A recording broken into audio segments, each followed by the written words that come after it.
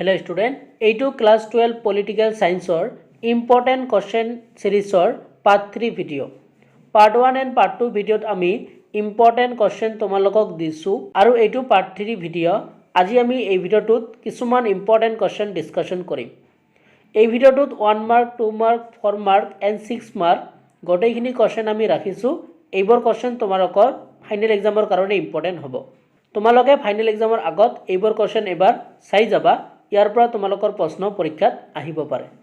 আৰু যদি কোনোবাই আগৰ ভিডিওবোৰ চোৱা নাই, তোমালোকে এই ভিডিওটো চোৱাৰ পিছত আগৰ ভিডিওবোৰ চাই ল'বা আৰু এইবোৰ তোমালোকে ভালকৈ পঢ়ি যাবা। লগতে যদি ইয়াৰ পিডিএফটো লাগে তোমালোকে ক'ত পাবা, তোমালোকক এই ভিডিওতে কম, তোমালোকে ভিডিওটো প্ৰথমৰ পৰা শেষলৈকে চাই যাবা। তেনেহ'লে বলা আজিৰ ভিডিওটো আমি ষ্টাৰ্ট কৰিছোঁ। তো প্ৰথম যেটো তোমালোকৰ ইম্পৰ্টেন্ট কোৱেশ্চন আহিব পাৰে সেইটো হ'ল ইউৰোপীয় সংঘৰ সমূহীয়া মুদ্ৰাৰ নাম কি? ঠিক আছে, তো এই কোৱেশ্চনটো তোমালোকৰ 1 মাৰ্কৰ কাৰণে আহিব পাৰে। তোমালোকে এই কোৱেশ্চনটো পঢ়িবা। তাৰপিছত তলত এটা কোৱেশ্চন ৰাখিছোঁ, সেইটো হ'ল মানৱ নিৰাপত্তাৰ প্ৰতি যিকোনো নতুন ভাবুকি এটা লিখা। এই কোৱেশ্চনটো তোমালোকৰ 1 মাৰ্কৰ কাৰণে আহিব পাৰে। মই ইছামিজ মিডিয়ামবোৰ মাতি যাম, ইংলিছ মিডিয়াম ষ্টুডেণ্টবোৰে কোৱেশ্চনবোৰ চাই ল'বা। নেক্সট যেটো ইম্পৰ্টেন্ট কোৱেশ্চন তোমালোকৰ পৰীক্ষাত আহিব পাৰে সেইটো হ'ল ভাৰতত বিৰোধী দলৰ ভূমিকা আলোচনা কৰা। তো এই কোৱেশ্চনটো তোমালোকৰ লং কোৱেশ্চনত আহিব পাৰে 4 মাৰ্ক অথবা 6 মাৰ্কৰ কাৰণে। তোমালোকে এইটো কোৱেশ্চন ভালকৈ চাবা। তাৰপিছত তলত আৰু এটা কোৱেশ্চন দিয়া আছে, ভাৰতৰ স্বাধীনতা সংগ্ৰামৰ নেতাসকলে কিয় ধৰ্ম নিৰপেক্ষতাৰ নীতিৰ ওপৰত গুৰুত্ব দিছিল? এই কোৱেশ্চনটোও তোমালোকৰ পৰীক্ষাত আহিব পাৰে। তাৰপিছত ইয়াতে আৰু এটা ইম্পৰ্টেন্ট কোৱেশ্চন ৰাখিছোঁ, সেইটো হ'ল পৰিকল্পনা কি আৰু পৰিকল্পনা উন্নয়নত ইয়াৰ ভূমিকাটো ইয়াতে তোমালোকক লিখিব কৈছে। তো এই কোৱেশ্চনটো তোমালোকৰ পৰীক্ষাৰ কাৰণে ইম্পৰ্টেন্ট হ'ব।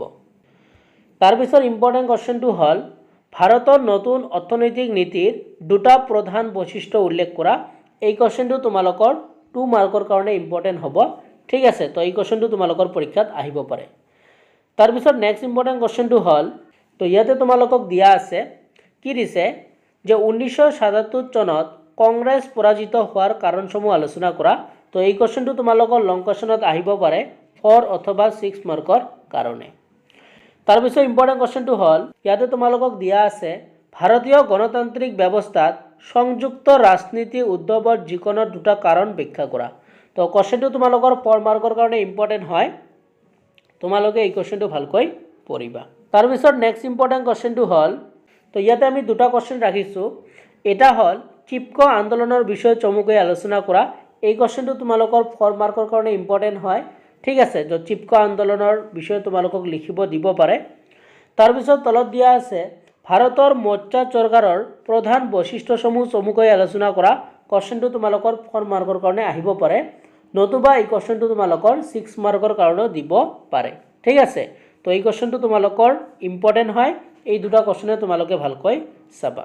নেক্সট ইম্পৰ্টেন্ট কোৱেশ্চনটো হ'ল, তো ইয়াতে তোমালোকৰ এটা ইম্পৰ্টেন্ট কোৱেশ্চন আছে, এইটো হ'ল অৰ্থনৈতিক শক্তি হিচাপে চীনৰ উত্থান আলোচনা কৰা। তো এই কোৱেশ্চনটো তোমালোকৰ লং কোৱেশ্চনত আহিব পাৰে 6 মাৰ্কৰ কাৰণে। তোমালোকে এই কোৱেশ্চনটো এবাৰ চাবা। তাৰপিছত নেক্সট ইম্পৰ্টেন্ট কোৱেশ্চনটো হ'ল ইয়াতে তোমালোকক দিয়া আছে জৰুৰীকালীন অৱস্থাৰ পৰা ভাৰতে লাভ কৰা শিক্ষাৰ বিশ্লেষণ কৰা। তো এই কোৱেশ্চনটো তোমালোকৰ 6 মাৰ্কৰ কাৰণে ইম্পৰ্টেন্ট হ'ব। তোমালোকে এই কোৱেশ্চনটো ভালকৈ চাবা। তাৰপিছত এটা ইম্পৰ্টেন্ট কোৱেশ্চন দিয়া আছে, সেইটো হ'ল সেউজ বিপ্লৱৰ অৰ্থনৈতিক আৰু ৰাজনৈতিক ফলাফলসমূহ আলোচনা কৰা। তো এই কোৱেশ্চনটোও তোমালোকৰ লং কোৱেশ্চনৰ কাৰণে ইম্পৰ্টেন্ট হ'ব। তোমালোকে এইটো চাই যাবা। তাৰপিছত আমি এটা শৰ্ট কোৱেশ্চন ৰাখিছোঁ, সেইটো হ'ল ভাৰত চৰকাৰে মণ্ডল আয়োগ ডেট চনত নিযুক্তি দিছিল। তো ইয়াতে তোমালোকক খালী ঠাই পূৰ কৰিব কৈছে। এই কোৱেশ্চনটো তোমালোকৰ 1 মাৰ্কৰ কাৰণে আহিব পাৰে। তো আজিৰ ভিডিওত আমি এইকেইটা কোৱেশ্চনে তোমালোকৰ আগত ডিসকাশন কৰিলোঁ। ইয়াতে তোমালোকৰ 1 মাৰ্ক, 2 মাৰ্ক, 4 মাৰ্ক এণ্ড 6 মাৰ্কৰ গোটেইখিনি কোৱেশ্চন আমি লৈ আহিছোঁ। তো আশা কৰিছোঁ আজি ভিডিওটো ভাল পালা আৰু আমি পলিটিক্যাল সায়েন্সৰ কাৰণে যিকেইটা ভিডিও তোমালোকক দিলোঁ তোমালোকে গোটেইখিনি ভিডিও চাই যাবা। তাৰ পৰাই তোমালোকৰ পৰীক্ষাত প্ৰশ্ন আহিব পাৰে। আৰু যদি কোনোবাই আগৰ ভিডিওবোৰ চোৱা নাই তোমালোকে আমাৰ চেনেলত গৈ চাই ল'বা, নতুবা মই ডেছক্ৰিপশ্যনত লিংক দি দিম।